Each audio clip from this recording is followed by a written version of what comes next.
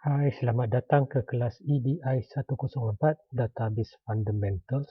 Okey, slide ini akan menerangkan tentang class expectation. Apa yang kita boleh dapat daripada slide ni. Okey, kita mulakan dengan meet your instructor. Okey, saya akan bersama-sama dengan anda sehinggalah habis semester ni untuk kita pelajari tentang database fundamental. Okey, nama saya adalah Abdul Halim. Dan saya boleh dihubungi menerusi telefon ataupun WhatsApp seperti yang tertera. Dan email saya pun ada di situ. Okey. So sekarang ni kita akan lihat apakah subject, code dan name. Okey, subjek kita adalah EDI 104 Database Fundamentals. Kita akan belajar tentang konsep asas sesuatu database. Okey. Dan untuk kelas schedule, jadual kelas kita, anda boleh refer kepada instructor, boleh refer kepada saya. Okay. Berbeza grup, berbeza kelas anda. Okay. Jadi subjek ni kita tak perlukan komputer dan kita tak akan menggunakan komputer, laptop dan sebagainya. Okay. Kerana kita akan belajar konsep asas sahaja. Okay. Jadi di dalam kos ini, apa yang anda akan pelajari adalah yang pertama, kita akan belajar bagaimana design database menggunakan entity relationship diagram. Okay. Kemudian kita akan lihat bagaimana nak mengoptimize database dengan menggunakan teknik normalization. Seterusnya kita akan belajar bagaimana nak filter data atau tapis data dengan menggunakan query. Dan last kali kita akan lihat secara sepintas lalu software Microsoft Access, iaitu software berkenaan dengan database. Okey, di dalam kelas kita ada penilaiannya atau assessment-nya. Ini adalah assessment yang telah ditetapkan. Okey, kita ada 40% final exam. Yang ini tak boleh kacau. Okey, kemudian kita ada 10% midterm exam. Dan seterusnya kita ada 40% kombinasi quiz, assignment atau kedua-duanya. Okey, di dalam kelas kita ada kombinasi quiz dan assignment. Okey, seterusnya 10% lagi adalah berkaitan dengan attendance dan class participation. Okey, attendance, anda datang kelas, anda dapat markah untuk attendance.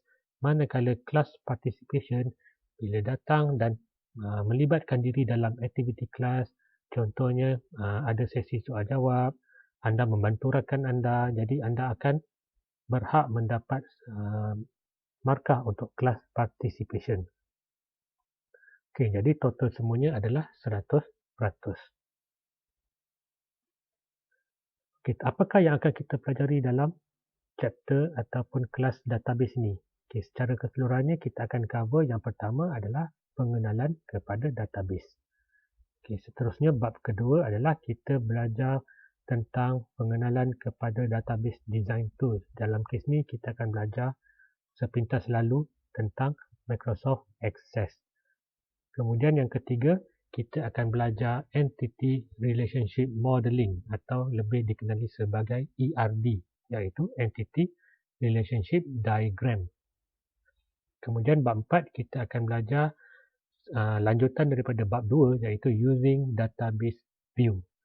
Seterusnya, topik yang akan kita cover adalah Table Relationship dan juga Creating Query. Okay, ini adalah di dalam bab 5. Seterusnya, bab 6 kita akan belajar teknik normalization.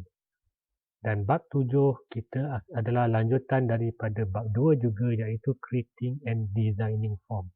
Dan sama juga dengan bab 8 kita akan belajar creating and printing report. Okey, sepintas lalu anda lihat ada 3 topik yang saya kalakan merah. Itu bermaksud topik yang critical. Okey, critical, dan topik ini confirm keluar di dalam exam dan juga midterm.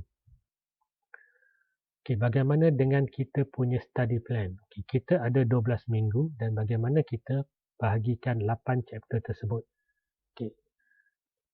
Minggu pertama kita akan pelajari tentang bab 1, Intro to Database.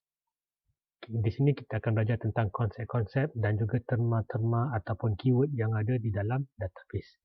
Kemudian minggu kedua kita akan pelajari tentang Introduction to Database Design Tool ataupun Microsoft Access, dan kita juga akan masuk terus bab 4 iaitu Using Database View.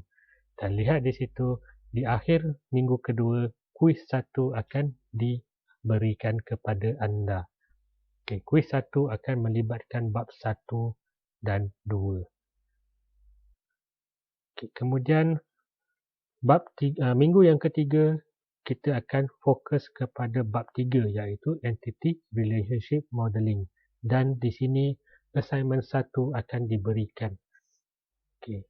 Beza kuis 1 dan assignment adalah kuis anda kena habiskan pada hari tersebut. Manakala assignment akan diberi tempoh 2 hingga 3 minggu untuk anda siapkan.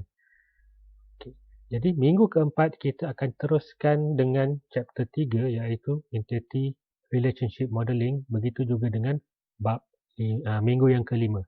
Jadi kita ada 3 minggu untuk kita pelajari bab 3. Kerana bab 3 adalah bab yang kritikal. Jadi di akhir minggu kelima, kuis 2 akan diberi kepada anda. Minggu keenam kita akan ada midterm examination.